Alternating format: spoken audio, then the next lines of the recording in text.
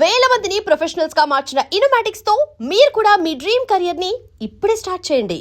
So ఇది పాజిటివ్గా మనం ఇవన్నీ మాట్లాడుతూ మరోవైపు ఈ చిల్లంగిలు చేతబడులు ఈవిల్ ఐ ఇవన్నీ నిజమా అనుజ గారు? Is it real? చేతబడులు అవన్నీ ఐ డోంట్ బిలీవ్ అండి. ఐ ఓన్లీ అంటే చాలామంది అంటారు దేవుణ్ణి నమ్మితే దెయ్యాన్ని కూడా నమ్మాలి అంటారు. అందులో మీరు ఒకళ్ళ కోసం మంచి థాట్ అఫర్మ్ చేయగలిగితే అండ్ ఆ ఎనర్జీ వాళ్ళ దాకా వెళ్తే చెడు వెళ్ళదని ఎందుకు అనుకుంటాం? మనం ఎలా అనుకోగలుగుతాం? చెడు అంటే నెగిటివ్ ఎనర్జీస్ డెఫినెట్గా ఉన్నాయి. ఇప్పుడు మనం ఏమంటామంటే నరుడి దృష్టికి నల్లరాయి కూడా బద్దలైపోతుంది అంటాం. ఆ ఈవిల్ ఐ అంటే దిష్టి వరకు నమ్ముతాను.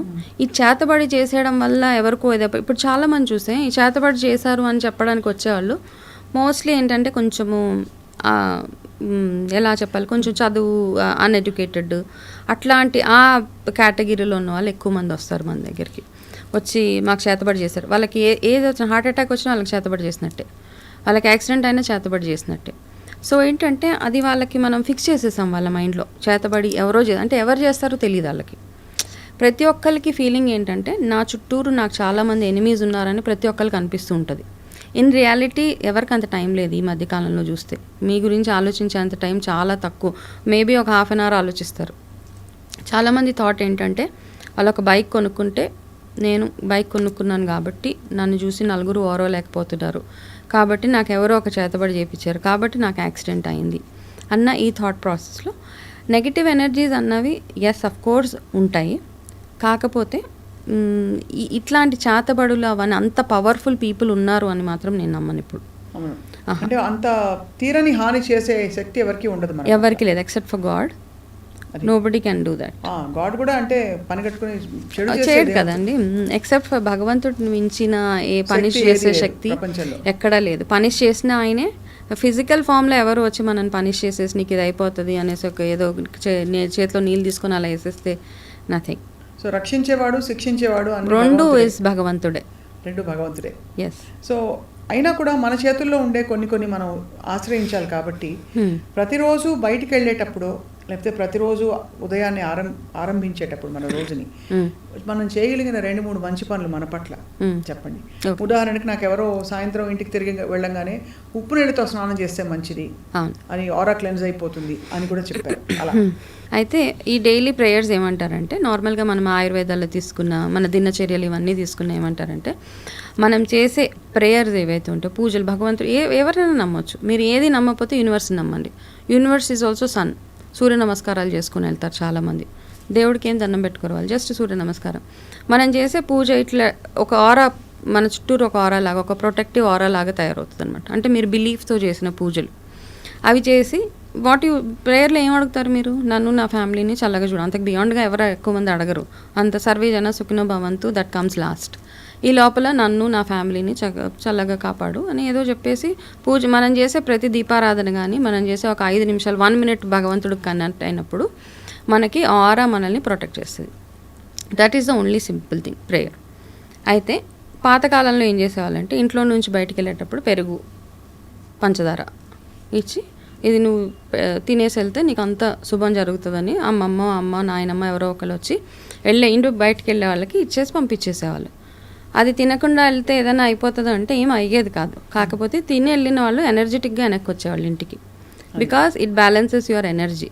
మీ కడుపులో చల్లగా ఉంటుంది, మీ షుగర్ లెవెల్స్ని బ్యాలెన్స్ పెడుతుంది. కాబట్టి మనం ఇంటికి వచ్చేటప్పటికి కొంచెం ఎనర్జెటిక్గా వస్తాం. కాబట్టి ఇట్లాంటివన్నీ చిన్నవి ఫాలో అయ్యేవాళ్ళం ఒకప్పుడు మనం.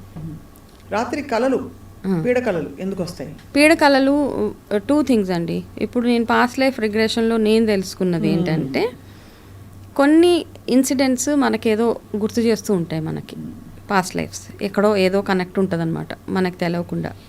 నా లైఫ్లో కూడా ఒకటి ఇలాగే ఎప్పుడో ఒక టెంపుల్ 2 times కల్లా వచ్చింది నాకు. నేను ఆ టెంపుల్కి ఎప్పుడు వెళ్ళలే. when I was 33 I think ఏదో ప్లాన్ వేసుకుని చెన్నై ట్రిప్పు, చెన్నై మధురై రామేశ్వరం ఇవన్నీ వెళ్తే so finally I ended up in Madurai temple. నాకు వచ్చే కాల ఆ మధురై టెంపుల్ నేను అప్పటిదాకా చూడలేదు. 33 years వరకు నేను మధురై టెంపుల్ ఎట్లా ఉంటుందో నాకు తెలియదు. సో వెళ్ళినప్పుడు it was Madurai temple. So నాకు ఆ కళ వచ్చింది. ఆ టెంపుల్కి వెళ్ళొచ్చిన తర్వాత నా లైఫ్లో ఒక మంచి change, there was a big huge positive change in my life. So అప్పుడు అనిపించింది అనమాట, ఈ టెంపుల్కి నేను వస్తే నాకు లైఫ్లో ఈ పని అవ్వాలి కాబట్టి ఎప్పటి నుంచి నాకు పాస్ట్ ఫ్యూ ఇయర్స్ నుంచి ఈ డ్రీమ్ వచ్చింది, వెళ్ళిపోయింది. That's an indication from God, universe నుంచి నాకు ఒక ఇండికేషన్ వచ్చింది అది. సో పీడకలల విషయానికి వచ్చేటప్పటికి some times it will indicate something అండి. మనకి చెడు జరుగుతుంది అన్నది కాస్త ఇండికేట్ చేసేస్తూ ఉంటుంది. మరి ఏం చేస్తాం అప్పుడు? పీడకలలు వచ్చిన తర్వాత అంటే ఇప్పుడు కొన్ని పాత కళలు చెడ్డ కళలు అయితే చెప్పేయాలి, మంచి కళలు అయితే చెప్పకూడదు అంటారు. చెడ్డ కళలు చెప్పేస్తే దాని ఇంపాక్ట్ తగ్గుతుంది అంటారు. కానీ ఒక్కొక్కసారి ఏంటంటే మనం మార్నింగ్ అంతా ఏదో మూవీ చూస్తాము, లేకపోతే ఎవరితో ఒక డీప్ కాన్వర్జేషన్స్ ఉంటే అవే కళలోకి వస్తాయి. అట్లాంటి కళలు ఏంటంటే జనరల్లీ మన మైండ్లో ఆ థాట్ ఉంది కాబట్టి ఆ డ్రీమ్సే వస్తాయి. ర్యాండమ్గా మనకి సడన్గా ఒక డ్రీమ్ వచ్చేస్తుంది, ఎవరో ఏలియన్స్, ఎవరో మనకు తెలియని వాళ్ళు కూడా మన డ్రీమ్లోకి వస్తున్నారు అంటే that is indicating you something is going to happen ఇట్లాంటి డ్రీమ్స్లో. బికాజ్ ఈ విషయంలో నేను కొన్ని నమ్మకాలు ఎట్లా అంటే నాకు వచ్చిన కొన్ని డ్రీమ్స్, ఇప్పుడు చెప్పిన మధురై టెంపుల్ కానివ్వండి, ఇంకా కొన్ని వేరే ఇష్యూస్ ఏవైతే ఉన్నాయి, నా కొన్ని రియలిస్టిక్గా నాకు వచ్చిన ఒక కళ, ఆ కళ వచ్చిన 15 డేస్కి ఏదో ఒక ఇన్సిడెంట్ జరగడము, దెన్ ఐ వాజ్ రిలేటింగ్ అనమాట. అప్పుడు ఆ బ్యాడ్ డ్రీమ్ వచ్చింది కాబట్టి ఇన్సిడెంట్ చాలామంది లైఫ్స్లో అట్లా అవుతూ ఉంటాయి. సో అట్లా అని అన్ని కళలు మనకి ఏదో బ్యాడ్ తెచ్చేస్తే ఏదో గుడ్ తెచ్చేస్తే అని కాదు. కొన్ని మన సైకలాజికల్, మన మైండ్ ఎలా ఉందో, మనం నిద్రపోయేటప్పుడు ఏ స్టేట్ ఆఫ్ మైండ్లో ఉన్నామో దాన్ని బేస్ చేసుకుని మనకి కళలు వచ్చేస్తూ ఉంటాయి. సో ఓవరాల్గా అయితే మరి అంటే ఇవి చాలా టెక్నిక్స్, అనేక మనకి మార్గాలు ఇవ్వబడ్డాయి, ఆప్షన్స్ ఎవరికి నచ్చింది వాళ్ళు ఎంచుకునే విధంగా. ఓవరాల్గా మనిషి బ్రతుకు దేనికి అంటే ఏం చెప్తారు వంశ గారు మీరు? అంటే అందులో మీరు 2వ జీవితం పొందారు, ఆల్మోస్ట్ క్యాన్సర్తో పోరాడి you come back to life. So what would you say is the purpose of life? అంటే ఇప్పుడు when we see animals, birds, ఇవన్నిటిని, జంతువులు అవన్నీ చూస్తే వాళ్ళది కూడా ఒక జన్మే. బట్ మన జన్మకు వచ్చేటప్పటికి వీఆర్ సో బెటర్. మనకి ఏది కావాలంటే అది మాట్లాడతాం, ఏది కావాలంటే అది చేసుకోగలుగుతాం. We can fine tune our lives. So ఎక్కడో స్వర్గము నరకము, చనిపోయిన తర్వాత స్వర్గంకి వెళ్తాం, చనిపోయిన తర్వాత నరకంకి వెళ్తాం, ఇవన్నీ కాదు. This is what it is. ఇదే స్వర్గం. మనం లీడ్ చేసే లైఫే, మంచి లైఫ్ లీడ్ చేస్తుంటే మనం స్వర్గం, ఒకవేళ ప్యాథటిక్ లైఫ్ లీడ్ చేస్తుంటే అదే నరకం. ఇక్కడే భగవంతుడు అవి ఇచ్చేసాడు కాబట్టి ఇప్పుడు మనకున్న లైఫ్లో అన్నీ ఉంటాయి. మనిషికి చాలా 10,000 10,000 ఎమోషన్స్ ఉంటాయి అంటారు. మనకు తెలిసి చాలా కొన్ని ఎమోషన్స్, మనకు తెలిసి కోపము, కుళ్ళు, కుతంత్రం, సంథింగ్ ఒక 10-15 మాత్రమే మనకు తెలుసు. ఆ 10,000 ఎమోషన్స్ ఏవైతే ఉంటాయో ఆ ఎమోషన్స్ అన్నీ మనిషికి వస్తూ ఉంటాయి, వెళ్తూ ఉంటాయి. మళ్ళీ మనం అన్ని నీతులు అంటే చాలామంది చెప్పేవాళ్ళు ఉంటారు, ఎవరు ప్రీచ్ చేసే వాళ్ళకు కూడా ఆ ఫీలింగ్స్ ఉంటాయి, ఒకళ్ళు చూసి ఓరో లేనితనము, ఇవన్నీ ఉంటాయి. సో పర్పస్ ఆఫ్ లైఫ్ ఏంటి అంటే, కోర్స్ ఒక లైఫ్ వరకు మనకి ఏమనిపిస్తుంది అంటే ఒక 35-40 వచ్చే వరకు నేను అన్ని లైఫ్లో అచీవ్ చేసేయాలనిపిస్తూ ఉంటుంది. 40 దాటిన తర్వాత మెల్లిమెల్లిగా అన్నిటినీ మనకి తగ్గించుకుంటూ వచ్చేస్తూ ఉంటాం అనమాట లైఫ్లో. పర్లేదులే, ఇది ఎందుకులే, అది ఎందుకులే అని. అంటే కొంతమంది ఆ ఫేజ్లో ఉంటారు. ఒక 50 అట్లా వచ్చిన తర్వాత then you start feeling you want to cut down people from your life. నా కోసం నేను బ్రతకాలి అన్న ఒక ఫీలింగ్ వచ్చేస్తూ ఉంటుంది. సో పర్పస్ లైఫ్లో ఒక పర్పస్ కోసం బ్రతకాలి అనుకున్న వాళ్ళు చాలా వెరీ తక్కువ మంది ఉంటారని. అందరూ అట్లా ఉండరు. Because it's very impossible. నేను ఒక పర్పస్ కోసం ఉండాలి, నేను ఎవరికో ఏదో మంచి చేయాలి అన్న థాట్ ప్రాసెస్లో ఉన్న వాళ్ళు మేబీ చాలా మైనర్ పర్సంటేజెస్లో ఉంటారు. కాబట్టి మిగతా వాళ్ళందరూ వాళ్ళ పిల్లల కోసం, వాళ్ళ ఫ్యామిలీ కోసం, వాళ్ళ కోసం కర్తవ్య అంతే, వాళ్ళ కర్తవ్యం మనకి. బికాజ్ ఈ లైఫ్ ఇది లీడ్ చేయాలి, మన కర్మానుసారంగా ఈ లైఫ్, ఈ అప్స్ అండ్ డౌన్స్ మనం చూడాలి, ఇందులో నుంచి బయటపడాలి, అంతే. There is no real purpose అన్నది చాలా తక్కువ మందికి, చాలా పుణ్యం చేసుకున్న వాళ్ళకి మాత్రమే దే లివ్ ఫర్ అవగతం అవుతుంది. సో మొత్తానికి అయితే రిగ్రెషన్ ద్వారా, పాస్ట్ లైఫ్ రిగ్రెషన్ ద్వారా మనకుండే వాసనలు అంటారు కదా, వాసనాస్, మనకుండే ప్యాటర్న్స్ ఏమిటో తెలుసుకుని వాటిని సెట్ రైట్ చేసే అవకాశం అయితే ఉంటుందంటారు.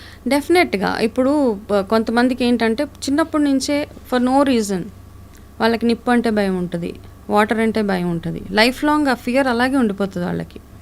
నేను పాస్ట్ లైఫ్ రిగ్రెషన్ థెరపీస్ చేసినప్పుడు అంటే మా ముందు ఎవరైతే పాస్ట్ లైఫ్స్లోకి వెళ్ళారో వాళ్ళకి ఏవేవైతే ఫియర్స్ ఉన్నాయో ఆ ఫియర్స్ అన్నీ వాళ్ళ లాస్ట్ లైఫ్లో కనెక్టెడ్ ఫియర్స్ అనమాట. వాళ్ళ పాస్ట్ లైఫ్లో ఏం చేస్తారో కనిపిస్తాయి. వాళ్ళకి అనిపించిన తర్వాత అంటే first of all it is more to do with hypnotherapy అండి. First you will be hypnotized first thing. ఎందుకంటే ఆ స్టేట్ ఆఫ్ మైండ్ నుంచి బయటకు రావాలంటే you have to be hypnotized. దాని తర్వాత కౌన్సిలింగ్ చేస్తారు, మీకు ఎందుకు ఇలా అవుతుంది ఏంటి అనేసి. ఒక ఇన్సిడెంట్ నేను పాస్ట్ లైఫ్ చేసేటప్పుడు ఒక అతను మాకు లైవ్లో అవుతుందన్నమాట సెషన్ ఒక అతనితోటి. అతనికి ఆల్రెడీ 5-6 సెషన్స్ అయిపోయినాయి మా ఇంటర్ తోటి. ఆవిడ హీజ్ ఫ్రమ్ సౌత్ ఆఫ్రికా. అతను అక్కడే పుట్టాడు, అక్కడే పెరిగాడు. దేర్ ఈస్ ఈవిడ గురించి తెలుసుకొని she speaks good English and all. అతను ఇంగ్లీష్ అండ్ ఆఫ్రికన్ లాంగ్వేజ్ తప్పించి వేరే ఏ భాష మాట్లాడలేడు అతను. ఈ ప్రాసెస్ అవుతున్నప్పుడు సడన్గా థెరపీ ప్రాసెస్లో హీ స్టార్టెడ్ అతనికి అంటే trust issues. So he says నా wife she's very loyal to me, she's very good to me, అంతా ఉంది. కాకపోతే నేను ఎందుకు తనని బిలీవ్ చేయలేకపోతున్నా. For something I always keep doubting her loyalty towards me. నాకు ఎప్పుడు ఇదే ఆలోచన. But she's a sweet lady, all sudden and she's very good, నాకు తెలుసు. బట్ కానీ ఎక్కడో ఆ ట్రిగ్గర్ అవుతూ ఉంది నాకు అని. ఈ పాస్ట్ లైఫ్ అవుతున్న ప్రాసెస్లో అతన్ని పాస్ట్ లైఫ్ ప్రాసెస్లోకి తీసుకెళ్ళిన తర్వాత suddenly he started talking in Hindi. అతనికి ఏమీ 2 లాంగ్వేజెస్ తప్పించి హిందీ అన్నది తెలియదు అసలు అతనికి. He started talking in Hindi. So మేమందరం చూసి కొంచెం డెఫినెట్గా కొత్తలో కదా భయపడ్డాం. ఇప్పుడు దాకా ఏమీ రాదు, హిందీ సడన్గా హిందీ మాట్లాడుతూ. So in his past life he had a past life. ఒక లైఫ్లో హీ వాస్ ఎక్కడో Indian, Hindi, north Indian somewhere. అప్పుడు ఆ లైఫ్లో వాళ్ళ వైఫ్ తోటి అతనికి ట్రస్ట్ ఇష్యూస్ ఉన్నాయి. So he's carrying it. ఆ ట్రస్ట్ ఇష్యూస్ వల్లే అతను సూసైడ్ చేసుకున్నాడు. సూసైడ్ చేసుకొని again he has taken a birth somewhere. కానీ అది అతను ఇంకా అలాగా క్యారీ చేస్తూ ఆ మెమరీ అట్లా క్యారీ అయిపోతుంది కాబట్టి. సో చాలామంది అనొచ్చు ఇదంతా ఫేక్, ఎందుకు ఇలా చెప్తున్నారు. So Bhagavad Gita itself says soul takes birth again and again, అందులో కూడా ఉంది. And believe past lives, I believe. ఎవరు నమ్మినా నమ్మకపోయినా I believe in few things. Past life regressions I believe. So Mitravinda కరెక్టే అనమాట. మగధీర అంతే. ఇవన్నీ ఉన్నాయండి, ఉంటేనే కదా. ఇప్పుడు మీరు many masters many life book చదివితే మనకి బ్రెయిన్ వైస్, ఇప్పుడు ఆ బుక్ చదివిన తర్వాత నా క్యూరియాసిటీ పెరిగి ఈ లైన్లోకి వెళ్ళా. అప్పుడు అంటే దీన్ని ప్రొఫెషన్గా చూస్ చేసుకోలేదు, జస్ట్ నాలెడ్జ్ పర్పస్ కోసం వెళ్ళి I got my self trained. ఇవన్నీ మీకు అంతే మేనిఫెస్టేషన్ నిజంగానే. అంటే ఇది కూడా చెయ్యి అంటే ఇప్పుడు ఏమి అంటే ఎక్కడ నేను వెతకలేదు. ఏదో పాపప్ అవుతుంది, ఏదో పుస్తకం చదివితే ఒక ట్రిగ్గర్ వచ్చేసి ఇవన్నీ ఇప్పుడు ఏవైతే స్పిరిచువల్లీ చాలామంది అంటుంటారు ఇవన్నీ ఎలా చేస్తావు, ఎందుకు చేస్తావని. కానీ అటువైపుకి తీసుకెళ్తుంది లైఫ్ అంతే. అట్లా తీసుకెళ్ళినప్పుడు అంటే ఈ స్పిరిచువల్ లైన్లో ఏంటంటే ఒక్కటి మొదలు పెట్టాక దానికి ఫుల్ స్టాప్ పెట్టలేం మనం. అదే మనకి ఇంకా క్యూరియాసిటీ పెరిగిపోతూ ఉంటుంది, ఇంకా ఏదో చేయాలి అని. అంతే. చాలా ఫ్యాసినేటింగ్గా ఉంది వనజ గారు.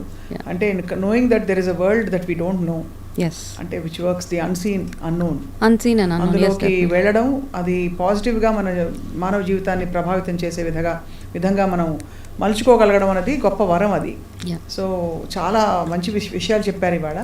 అండ్ ఐ లుక్ ఫార్వర్డ్ మళ్ళీ మనం కలిసి ఇన్ డీటెయిల్ ఒక పాస్ట్ లైఫ్ రిగ్రెషన్ సెషన్ మీతో జరిపించి అది తెలియపరచాలందరికీ తెలుసుకోవాలని కూడా. థ్యాంక్ యూ సో మచ్ అండి. నమస్తే అండి.